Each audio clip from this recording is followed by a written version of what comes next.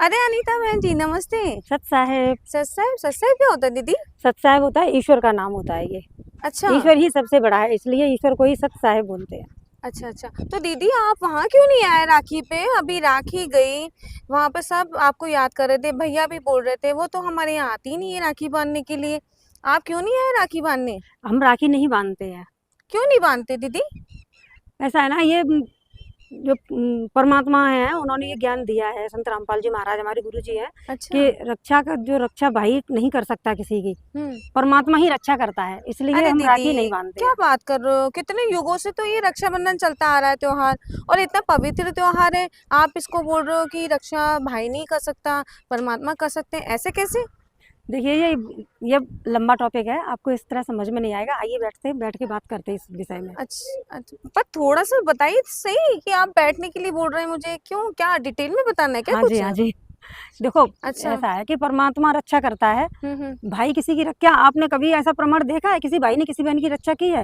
अगर हम प्रमाण देखते हैं तो द्रौपदी जो थी, उनका जब चीर हरण हो रहा था, दुशासन उनकी साड़ी को खींच रहा था, हम्म। तब क्या उनकी किसी भाई ने रक्षा की? कृष्ण उनके जी ने पति। करी थी ना, कृष्ण जी तो को उन्होंने राखी बांधी थी। कृष्ण जी परमात्मा थे, परमात्मा रूप में थे, और वास्तव में वो कृष्ण ने नहीं, स्वयं पूर्ण परमात्मा ने उनकी रक्षा की थी। अच्छा। और जो भक्त प्रहलाद का आपने नाम सुना होगा, हाँ। क्या भक्त प्रहलाद को कितनी बार यातनाएं दी गई, अग्नि में जलाया गया, अच्छा। खूनी हाथी के नीचे मरवाया गया, क्या उसकी वहां रक्षा की किसी भाई ने? हाँ तो प्रहलाद तो भक्ति जी करते थे ना, तो तो उनकी भक्ति रक्षा भी तो भगवान ने की।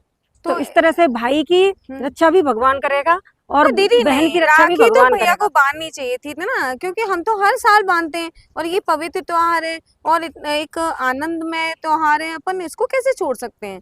ऐसे तो नहीं होता है, कहीं लिखा नहीं है कि हमने अपना बहन, राखी रक्षाबंधन नहीं देखो, बना सकते। संत रामपाल जी महाराज ने जो ज्ञान दिया है, हम्म। उस ज्ञान से यह चीजें आपको समझ में आएंगी कि अच्छा। भाई की रक्षा बहन नहीं कर सकती, ना ही बहन की रक्षा भाई कर तो सकता ये है। कहीं प्रमाण है? आपने भी तो देखा होगा हम्म। कि कई बार कई बहनें अपने भाई की राखी बांधने के लिए जाती हैं। अच्छा दीदी, अच्छा एक काम करते हैं दीदी, चलो बैठ के बात करते हैं हाँ अपन, हाँ, है बैठ ना? के आओ, बैठ के हाँ बात करते हैं इस विषय मुझे में। ये बिल्कुल नई बात है, इसलिए आपकी समझ में नहीं आ रही है। अच्छा अच्छा दीदी, यहाँ ये, बैठते हैं? हाँ जी, हाँ, ये ठीक है बैठते यहाँ हैं। बैठते हैं, ओके। आप देखो बताओ। चंदा बहन, हम्म।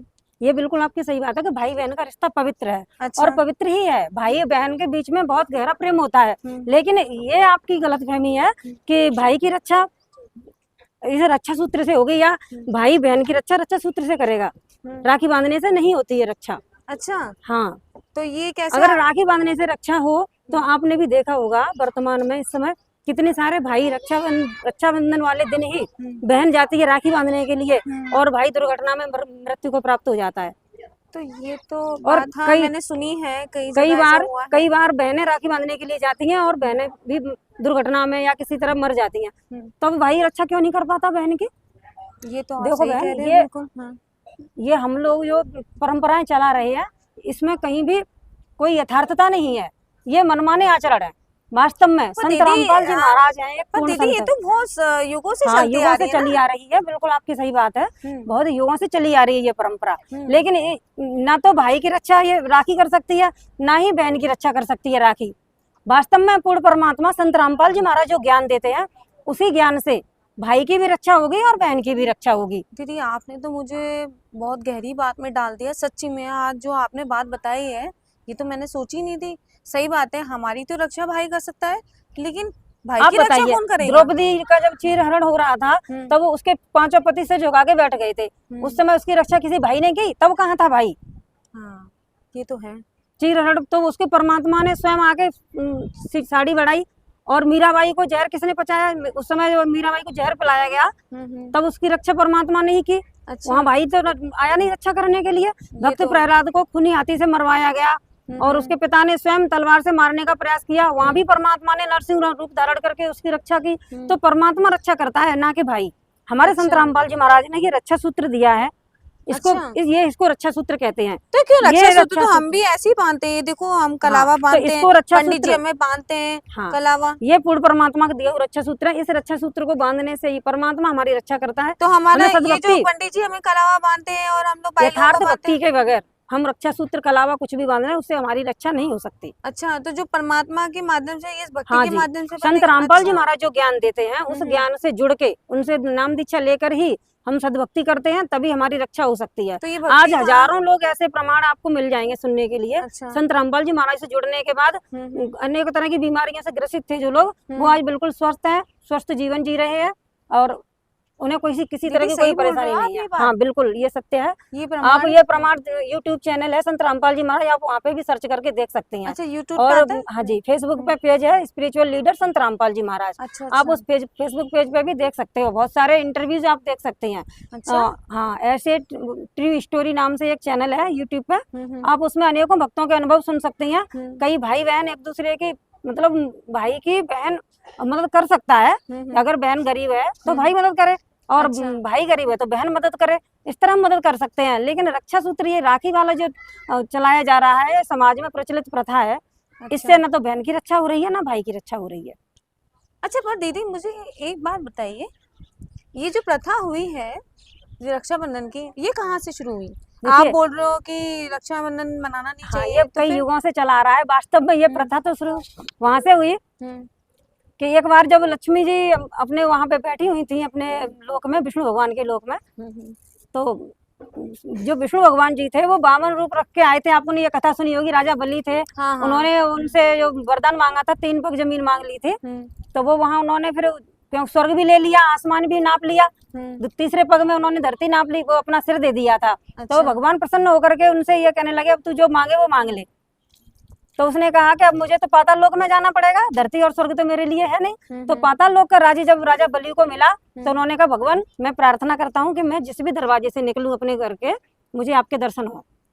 अच्छा तो दीदी आपको ये कथा कहाँ से पता चली? जी, ये कथाएं पौराणिक हैं, हम तो इन कथाओं को पहले भी सुनते रहते थे, लेकिन संत रामपाल जी महाराज से जुड़ने के बाद मैंने तो हर एक कथा को विस्तार से हमने समझ लिया है। अच्छा तो अब ये कथा कहाँ मिलेगी जिससे मैं भी अपने घर वालों को, और आप ये कथाएं पुराणों में सुन सकती हैं। आपने अगर कभी जो वेद व्यास जी के द्वारा बताई, भागवत जी लोग पढ़ते हैं सुधा सागर, आप उसमें भी इस कथा को सुन सकती हैं। संत रामपाल जी महाराज के आप सत्संग प्रवचन सुनेंगी तो आपको वहाँ पे भी ये कथाएं सुनने को मिल जाएंगी। अच्छा दीदी आपने बहुत अच्छी बात मुझे विष्णु भगवान को वहाँ पे राजा बलि ने अपने उसके लिए रख लिया कि आपके दर्शन में जहाँ से भी निकलूं वहाँ से आपके दर्शन करूं।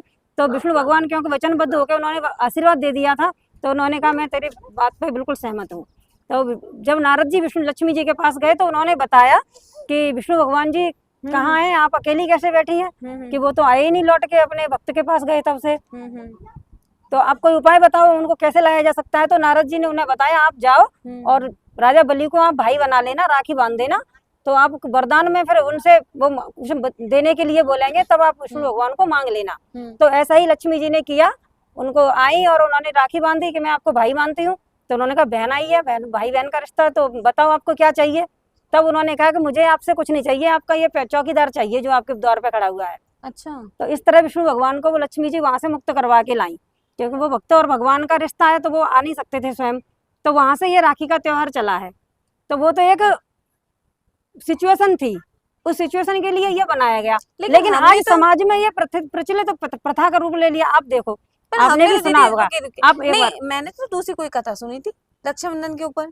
आप मेरी बात सुनिए, क्या आज के समय की आपको मैं बात बता रही हूँ। बहुत सी बहनें भाई के घर जाती हैं, अगर भाई ने विदा कम दी, पैसे कम दिए, तो बहन का मुंह बन जाता है। हाँ, ये तो कि मैं इतना खर्च करके गई और भाई ने मुझे इतने पैसे नहीं दिए। सही बात है, मिठाई भाभियों को भी थोड़ा लगता है कि बहनें आ गई हैं, अब इनको इतना खर्चा देना पड़ेगा, पैसा खर्च करना पड़ेगा। तो ये क्या भाई बहन के पवित्र रिश्ते की प्रेम की बात है यहाँ?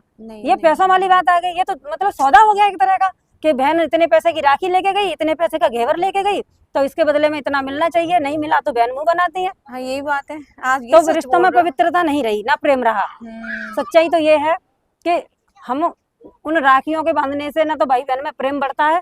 प्रेम अगर आप देखेंगे तो संत रामपाल जी महाराज के शिष्यों को देखिए आप। अच्छा, ये भी चीज मैंने देखी है कि धागे बांधने से ही मतलब प्यार नहीं बढ़ता है, जिस तरीके से आप बात बता रहे हो। हाँ बिल्कुल, तो धागे बांधने से प्रेम नहीं बढ़ता, प्रेम हृदय में होता है। भाई को जरूरत है किसी तरह की मदद की तो बहन दिल से सहयोग करे, और जब बहन को जरूरत है तो भाई सहयोग करे। ये तो सच्चा प्रेम है भाई बहन का, नहीं तो दिखावा है। अच्छा, हम रिश्तों में बंधे हुए हैं, ये परंपराएं चली आ रही हैं, और वास्तव में हम ऋण संबंधों से रिश्तों में बंधे हुए हैं। आज जितने भी रिश्ते हैं वो ऋण संबंध से ही है। हम भाई बहन, माता पिता। मैं समझी नहीं, ऋण संबंध क्यों?